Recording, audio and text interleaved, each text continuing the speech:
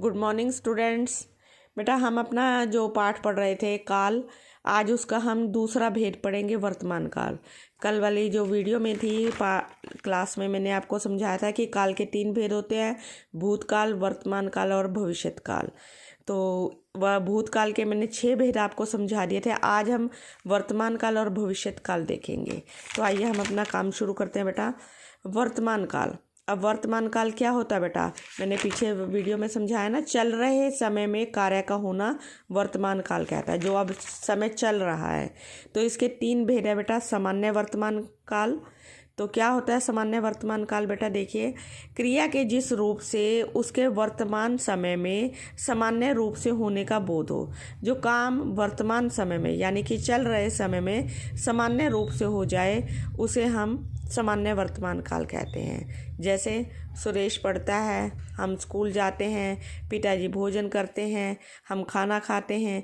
तो ये हमारे सामान्य रूप से होने वाले काम है बेटा, और ये हमारा सामान्य वर्तमान काल कहलाएगा।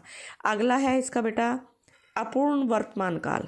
क्रिया के जिस रूप से ज्ञात हो कि क्रिया वर्तमान काल में शुरू हो गई है, यानी कि इस चल रहे समय में काम शुरू हो चुका है तथा अभी काम चल रहा है और अभी काम पूरा नहीं हुआ है वो, ठीक है, वो काम क्या है, अभी चल रहा है, उसे कहेंगे हम अपूर्ण वर्तमान काल। जैसे मैं पढ़ रहा हूँ, मैंने पढ़ना शुरू किया था पर अभी मेरा काम ख़त्म नहीं हुआ, मैं पढ़ रहा हूँ। मैच चल रहा है, अब मैच शुरू तो हो चुका है पर अभी तक ख़त्म नहीं हुआ, पूरा नहीं हुआ ना, इसलिए वो चल रहा है अभी। हम खाना खा रहे हैं, अभी तक मैंने फिनिश नहीं किया खाना।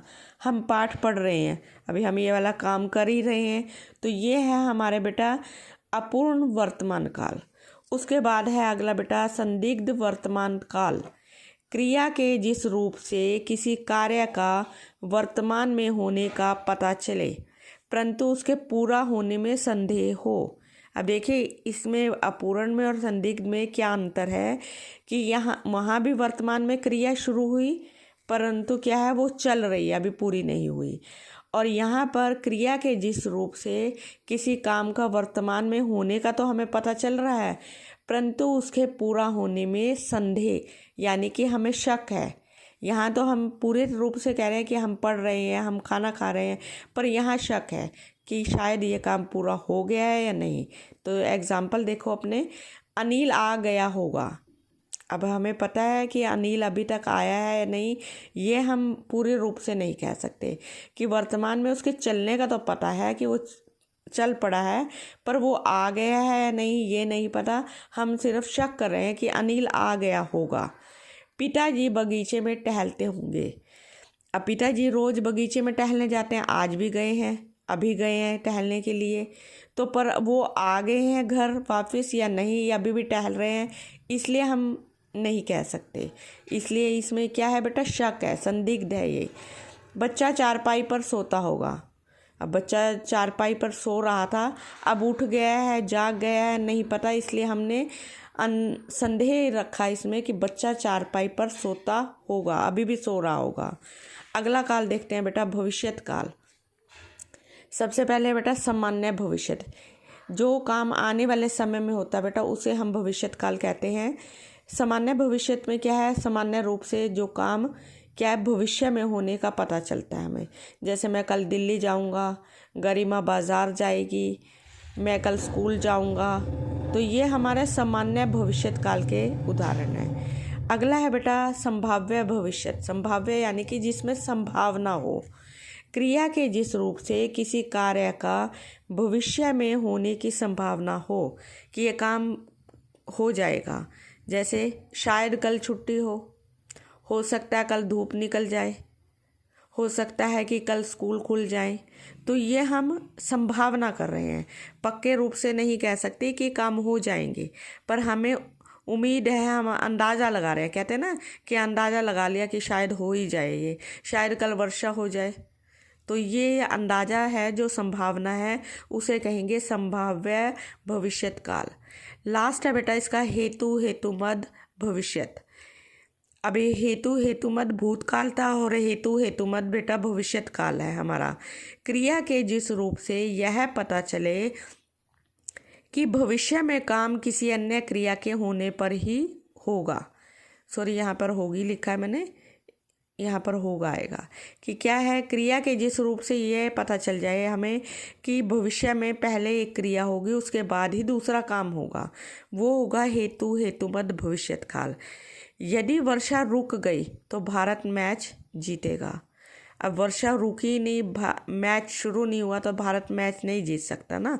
ये कार्य कब होगा, जब पहले वाला कार्य होगा। तो मैच जीतना किस पर निर्भर है, वर्षा पर।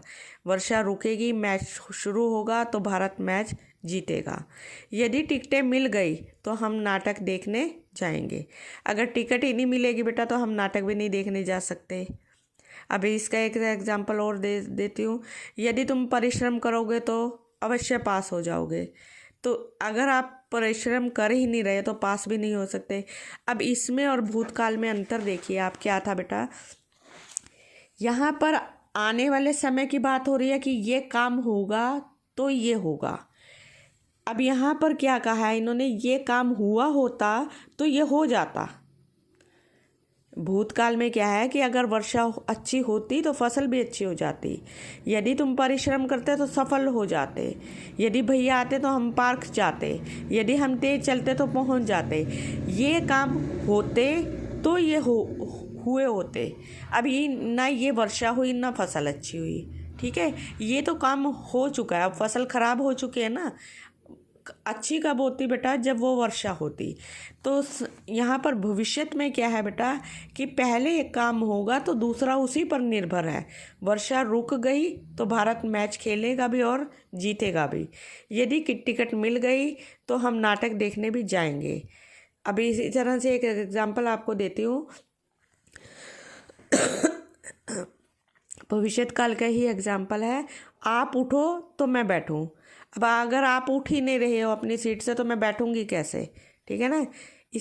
इस तरह के जो एग्जाम्पल होंगे जिसमें क्रिया होगी फिर उसके बाद दूसरी क्रिया होगी, वो है हेतु हेतुमद भविष्यत काल। ये था बेटा हमारा काल वाला पाठ। उम्मीद करती हूँ सभी को अच्छे से समझ में आ गया होगा। धन्यवाद।